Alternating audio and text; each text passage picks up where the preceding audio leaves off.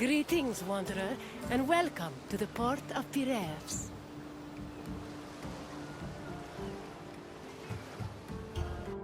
Acting as a port for Athens, Piraeus welcomed merchants, goods, and travelers from all over the world.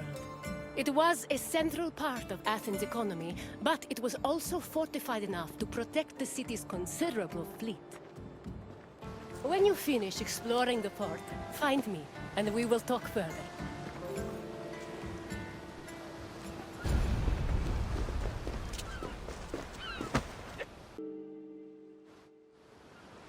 Piraeus, a peninsula southwest of Athens, became the city's main port after the politician Themistocles encouraged the development of its natural harbors. These developments led to the gradual abandonment of the older harbor of Phaleron. Piraeus's fortifications were further developed by Cimon and Pericles, along with the long walls, which ensured goods could still be moved during sieges. Piraeus was divided into three main sectors: the military port, the Emporium, and the residential area. By the 5th century BCE, it had become not only Athens' naval headquarters, but also the mercantile center of the Mediterranean.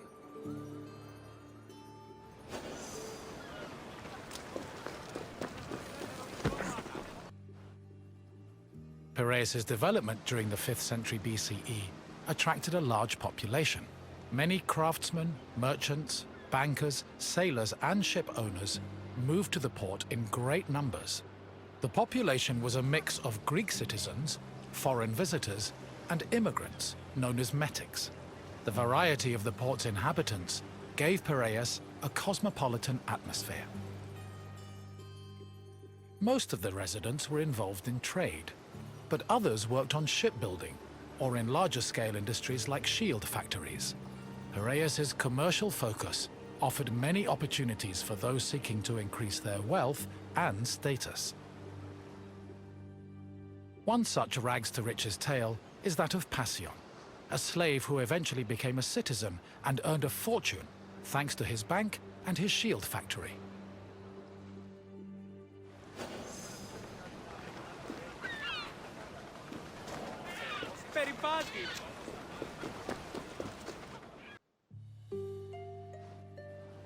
Piraeus was a demi, or district, of Attica.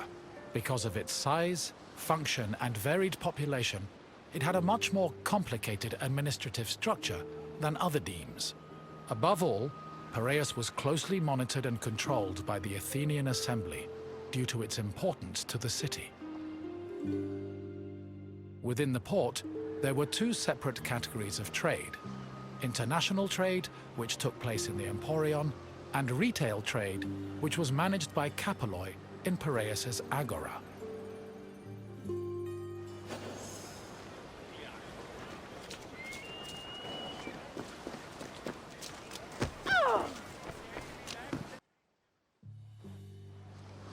The Emporium was a commercial port dedicated to trading goods from overseas.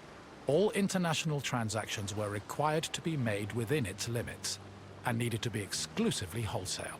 Elected magistrates managed all business and laws in the port. Meanwhile, port authorities known as epimeletes oversaw trade and took care of the regulation of prices. This was an especially crucial duty, as the amount of supplies and goods could fluctuate wildly based on factors like bad harvests or lost cargo. Common products sold in the Emporium included vegetables, fruits, fish, leather, timber, marble, metal, weapons, and ceramics. According to Hermippos, Athens was also wealthy enough to afford the finest goods from all over the world, including figs from Rhodes, almonds from Thassos, oil from Samos, and wine from Chios. Taxes were collected on all merchandise that came into the Emporium, which provided Athens with a major source of income.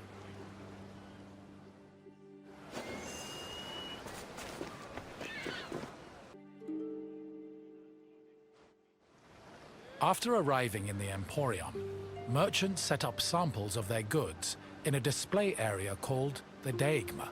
This was where citizens and foreigners gathered to officially make their deals, and almost all merchandise that came into the Emporium was traded within the area. The Deigma was under constant supervision by magistrates, who negotiated price control with the importers. They would occasionally give special privileges to those who agreed to sell at lower prices. These privileges ranged from tax exemptions to specially reserved seating in the theater.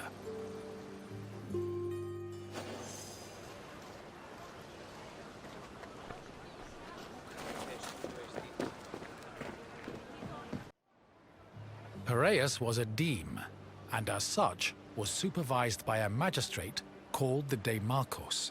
While most demarchoi were chosen locally within their deme, Piraeus was appointed directly by Athens, so the city could better monitor its commercial interests. In fact, matters regarding the Emporium, the military harbor, and the grain trade were regularly debated and decided by the Athenian assembly. Transactions within the Piraeus were supervised by metronomoi. These were magistrates responsible for keeping track of weights and measures. They made sure merchants' measurements were always accurate to prevent bad deals and scams. Even though Piraeus would eventually develop into a city in its own right, it always remained under the control of Athens.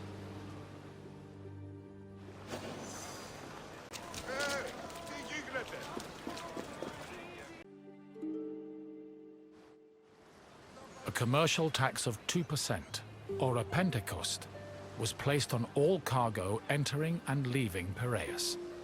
The tax was collected by a group of 5 people called Pentekostologoi. According to Andocides, this position could be bought for the hefty sum of 30 talents, or 180,000 drachmae. However, most of these officials made a profit of up to 6 talents, making the job very lucrative. While merchants were responsible for setting the value of their goods, Pentekostologoi had the power to challenge the value, if they saw fit. Furthermore, merchants were required to register with these officials before they could transport, display, and sell their goods. Overall, this system provided Piraeus, and by extension Athens, with a tremendous amount of money.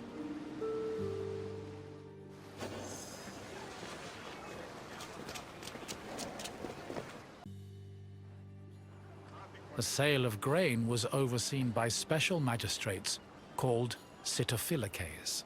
Since some Greek cities had a grain deficiency and relied heavily on imports, these officials were extremely important. Their duties encompassed all aspects of grain commerce, including price control and profit margins, to ensure Athens remained well-fed. This is no surprise. Grain was so important to Athens that 2/3 of all stocks were required to be transported and sold at the city's agora by law. According to Demosthenes, the significance of the sitophilakes was such that if they failed in their duties, they faced the death penalty.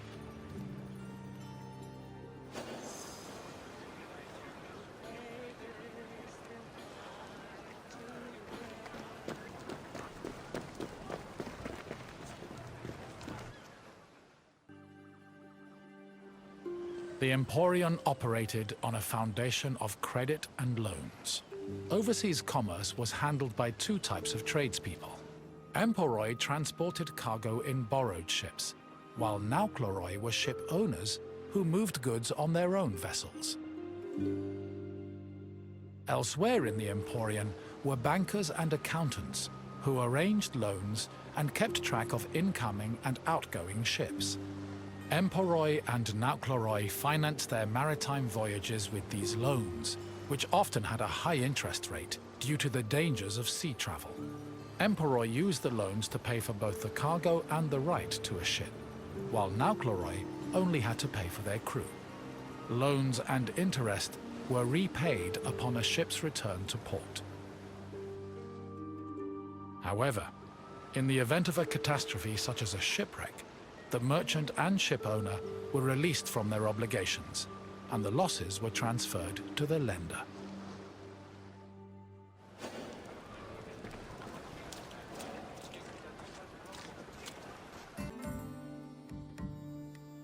You've returned. I hope you enjoyed your stroll through the port.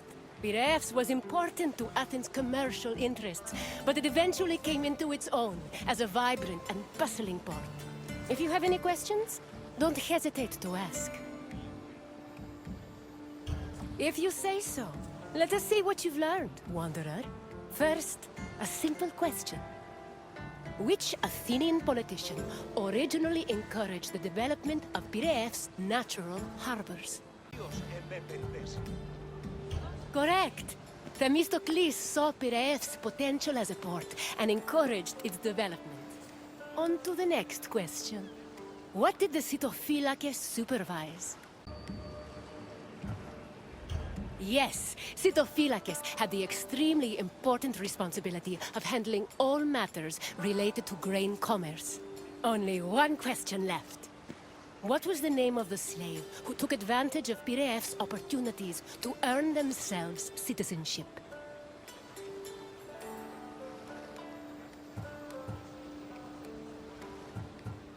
Correct! Passion managed to earn a fortune and achieve citizenship thanks to both his bank and a successful shield business. Your knowledge of Piraeus is impressive. Well done, Wanderer.